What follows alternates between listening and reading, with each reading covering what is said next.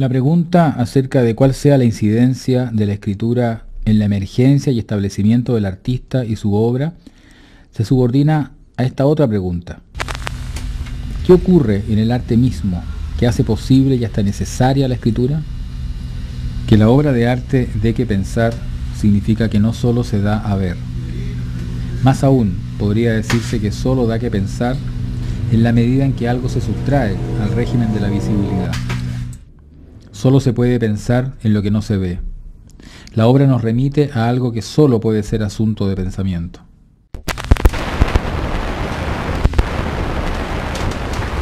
Primero, como observador, artista observador del sistema, ya distanciado del momento de estudio, me pasa esta experiencia. Nosotros, donde estudiamos, que fue el Instituto de Arte Contemporáneo, al salir de ahí quedamos absolutamente desvalidos. Somos unos parias, no tenemos familia. Asistimos periódicamente al intento por establecer el quién es quién en las artes en Chile. ¿Quién lo dijo, quién lo hizo o quién lo vio primero? O sea, estar solo, salir y decir, bueno, ¿qué hacemos? A estos tipos no les interesa que nosotros hayamos salido, no nos metieron en ningún lado, nadie nos ayudó. Tenés que arreglártelas tú.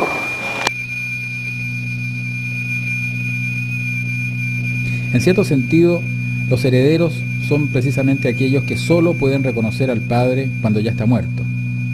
Sin embargo, ¿puede esta heroica causalidad, por así llamarla, explicar la emergencia del acontecimiento histórico propiamente tal?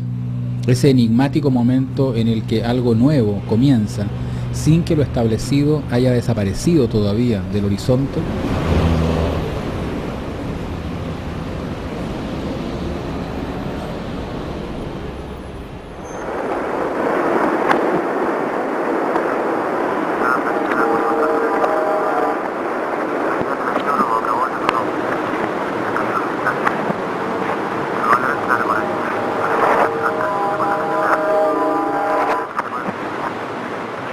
Cerca del extremo derecho y arriba del mapa marqué una pequeña calle.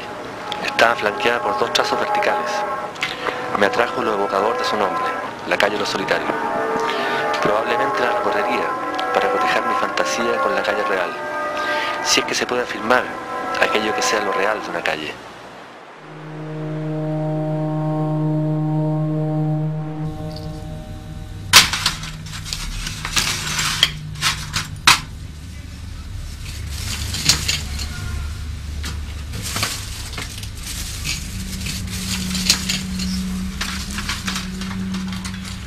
Si alguna historia es posible para esta obra, ha de tratarse de un relato que, poniendo en cuestión toda diferencia jerárquica entre grandes y pequeños acontecimientos, entre lo que participa del sentido y lo insignificante, entre lo grande y lo anecdótico, pudiera recoger las contingencias que traman cursos de sentido, a partir de lo que pudo no ser, de lo que casi no fue, y sin embargo aconteció, fuera de la gran historia, e incluso de la historia sin más.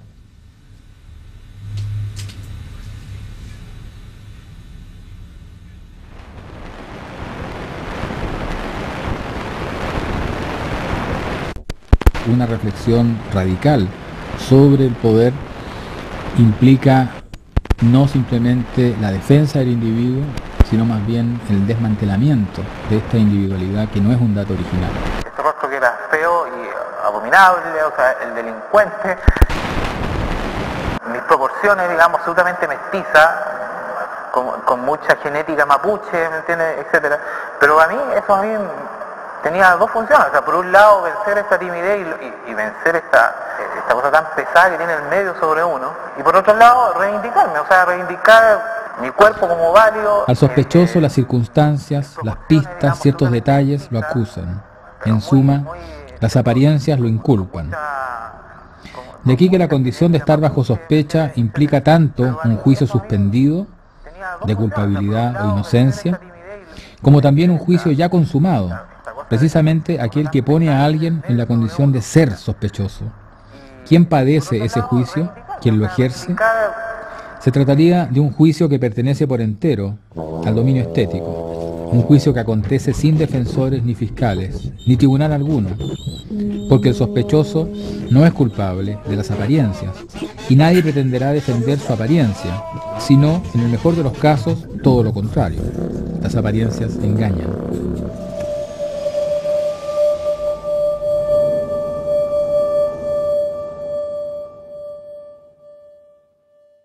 Papá, cuénteme a qué edad aprendió a leer y a escribir.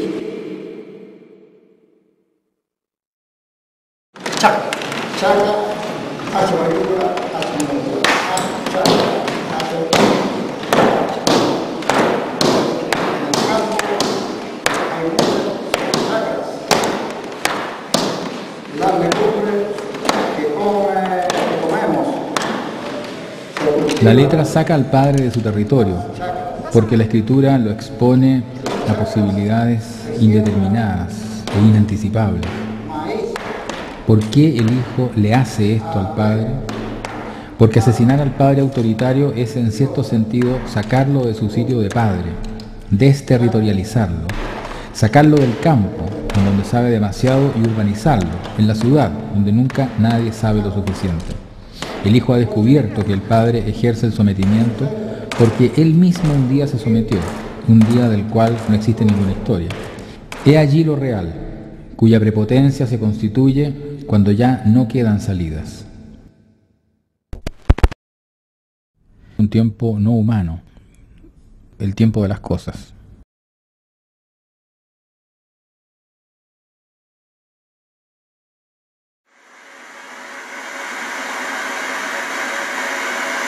Hay que lidiar con la materialidad, con la temporalidad del trabajo, ¿te fijáis? Con la animosidad, la disposición que se requiere para estar en ese estado que es un estado de ensimismamiento. O sea, yo creo que podría estar haciendo tal vez algo que no tuviera ninguna significación visual, pero sí provocándome ese estado, para mí tendría como la misma validez, ¿me entiendes? Lo que pasa es que aquí queda como registrado. Pero ese estar haciendo es arte.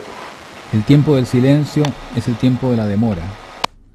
El tiempo del hacer es el tiempo de la obra, pero es también el tiempo del peligro de la no obra, porque darle una existencia material a las ideas no es simplemente realizarlas como objetos, como el artesano trabajando un encargo, sino también realizarlas como ideas. Es recién aquí en donde el proyecto se constituye como tal, es decir, como el proyecto de algo. Al ver estas piezas que forman parte del proyecto OFF, uno puede decir, en esto estaba Jorge Gaete, lo que equivale a decir, en esto se demoraba.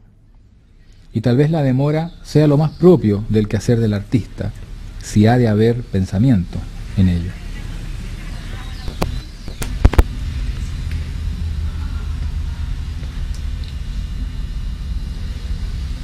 Tal vez el habitar sea la obra de una necesidad de imaginar, que resulta del hecho de tener un cuerpo, como si vivir humanamente fuese ya una sofisticación, como si el artificio fuese su rasgo más propio.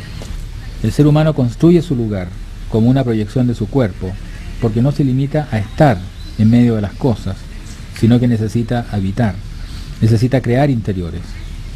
Tal vez, por lo mismo, sea la única criatura que sabe de la exterioridad. Dado que estas formas eran como modelos ideales, y de ahí surge un poco el título del proyecto Purgatorio, me pareció que de alguna manera estas debían quedar congeladas en el tiempo, ¿no? Quedar congeladas en el tiempo, mientras sus manifestaciones iban de alguna manera a ocurrir en el mundo. Es que cuando yo adquiero los nichos, porque los adquiero obviamente, para hacer el trabajo, yo adquiero la perpetuidad, que es una condición de la escultura clásica, ¿no? O sea, una aspiración, si se quiere. El mármol, ¿no? El mármol como una aspiración a la eternidad. Entonces, esta cosa como de poder adquirirla, le da un tono paródico también al trabajo, que es muy interesante. El que ve el trabajo, lo ve en la medida que recorre un espacio terminado y se encuentra con él, ¿no? No es un trabajo que uno vaya a ver. Y es una lectura que está contaminada por todos los otros encuentros que he tenido antes. Entonces, de alguna manera, es un trabajo que opera en contextos muy distintos, ¿no? Tanto en el circuito del arte como en el cementerio mismo.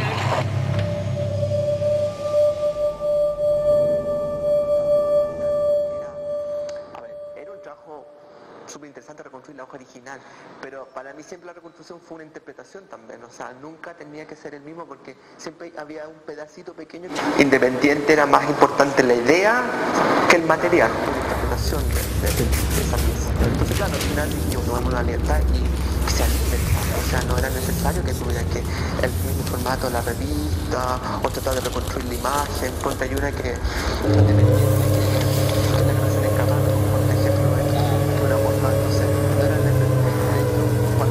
cuando destruían esta página la tomaban abajo, entonces la página es que no se mezclara y poder armarla de nuevo, pero no era la idea, porque a mí me parecía que era mucho más interesante esto por lo que estaba significando también como imagen y por contenido también, o sea, esa misma falta que siempre existe cuando uno reconstruye algo, o sea, no, que es como para mí